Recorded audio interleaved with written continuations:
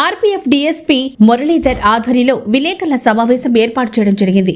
ఈ సమావేశంలో ఆయన మాట్లాడుతూ 6 కేజీల గంజాయిని కేరళకు సంబంధించిన 2 వ్యక్తులు తరలించేందుకు సిద్ధంగా ఉండడంతో చెకింగ్లో భాగంగా అనుమానంగా ఉన్న ఆ వ్యక్తులను చెకింగ్ చేయగా గంజాయి దొరికినట్లుగా డీఎస్పీ తెలిపారు. వారిని అదుపులోకి తీసుకుని కోర్టుకు సబ్మిట్ చేస్తామని తెలియజేశారు. ఈ కార్యక్రమంలో రైల్వే సిబ్బంది పాల్గొన్నారు.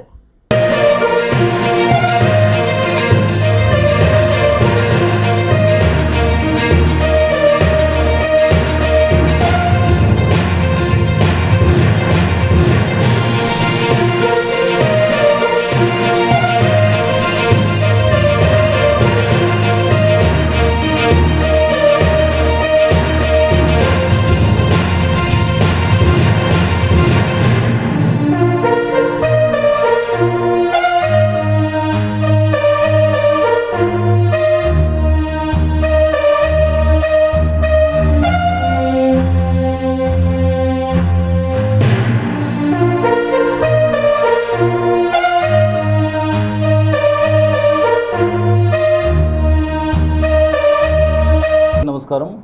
ఎస్ఆర్పి శ్రీ మా ఎస్పీ గారి గుంతకల్ శ్రీ రాహుల్ మీనా ఐపీఎస్ గారి ఆదేశాల మేరకు జీఆర్పీ గుంతకల్ జిల్లాలో నన్ను యాక్చువల్ నోడల్ ఆఫీసర్గా ఈ గాంజా అక్రమ నివారణ కోసం Guntakal sub division, Tirupati sub division మరియు నెల్లూరు సబ్ డివిజన్కి నోడల్ ఆఫీసర్గా నియమించడం జరిగింది. దాంట్లో భాగంగా ఈ రైళ్లలో తనిఖీల్లో భాగంగా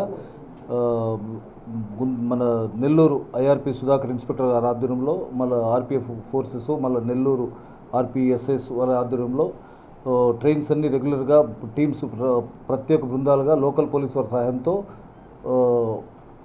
ప్రత్యేకంగా బృందాలుగా ఏర్పడి చెక్ చేస్తూ జరిగింది. దాంట్లో భాగంగా 12-13 తేదీ రాత్రి నెల్లూరు కావలిగూడు రైల్వే స్టేషన్లో ఒరిస్సా నుండి మరియు బెంగళూరు నుంచి మరియు ఒరిస్సా నుండి వచ్చే ట్రైన్స్, వైజాగ్ నుంచి కాకినాడ నుంచి వచ్చే ట్రైన్స్, బెంగళూరు వైపు, చెన్నై వైపు, ఇట్లా తిరుపతి వైపు ట్రైన్స్ అన్ని బృందాలుగా ఏర్పడి చెక్ చేస్తూ ఉన్నాము. దాంట్లో భాగంగా నిన్న పూరి తిరుపతి ట్రైన్ నెంబర్ 17479 పూరి తిరుపతి ఎక్స్ప్రెస్లో జనరల్ కోచ్లో చెక్ చేస్తూ ఉండగా 6 కిలోల గంజాయి ప్యాకెట్స్ మొత్తం ఒక ప్యాక్ చేసిన బ్యాగ్స్ సీజ్ చేయడం జరిగింది. దాంట్లో భాగంగా Mohammed Uppal son of Mohammed Abli, age 27 years, Padath ఏదియకి, వడ్డేకమ్మ, కోడూరు, మల్లాపురం, కేరళ స్టేట్ ఒకతన్ని మళ్ళీ అలాగే Sadiq son of Abu Kachar, age 25 years, Pejakapalli, Mulavoor, Ernakulam city, Kerala వీళ్ళిద్దరిని అదుపులో తీసుకొని వాళ్ళ కాడి నుంచి గంజాయి సీజ్ చేయడం జరిగింది. మన దీంట్లో భాగంగా నెల్లూరు ఐఆర్పీ సుధాకర్ గారు మరి ఎస్ఐస్, ఆర్పీఎఫ్ వీళ్ళందరికీ ప్రత్యేకంగా అభినందనలు చేయడం జరిగింది. వీళ్ళందరికీ పట్టుకున్న వాళ్ళందరికీ కూడా రివార్డ్స్ అందజేయడం జరుగుతుంది. వాల్యూ 6 కేజెస్, వాల్యూ అబౌట్ 60,000 దాకా ఉంది. 60,000. దాంట్లో భాగంగా ఇప్పుడు ఈ నెల్లూరు మన రైల్వే సబ్ డివిజన్లో ఈ వేసవి కాలంలో కొన్ని జాగ్రత్తలు, మళ్ళీ అలాగే ఈ మన బాల్గామ్ ఇన్సిడెంట్తో కొన్ని జాగ్రత్తలు తీసుకోవడం జరుగుతుంది. అదన పోలీస్ బలగాలు మాకు నెల్లూరు, ప్రకాశము, బాపట్ల, తిరుపతి జిల్లాల నుంచి వచ్చినాయి. వాళ్ళందరినీ సమంగా డివైడ్ చేసి బీట్స్ ఇంక్రీజ్ చేయడం జరిగింది. ప్లాట్ఫామ్ డ్యూటీస్ కూడా ఇంక్రీజ్ చేయడం జరిగింది. అవుటర్ పికెట్స్ కూడా అక్కడక్కడ అంటే ఇంపార్టెంట్ అవుటర్ సిగ్నల్స్ దగ్గర పికెట్స్ పోస్ట్ చేయడం జరిగింది. ఈ లోకల్ పోలీస్ వాళ్ళతో హైవే మొబైల్స్తో మాట్లాడి ఎస్పీ గారే, మన నెల్లూరు ఎస్పీ గారు, ఒంగోలు ఎస్పీ గారు వాళ్ళ సహాయం తీసుకొని అక్కడి నుంచి బీడీ టీమ్స్ని, బాంబ్ స్క్వాడ్ టీమ్స్ని తీసుకొని మొత్తం రైల్వే స్టేషన్స్, పరిసర ప్రాంతాలు కూడా చెక్ చేయడం జరుగుతుంది.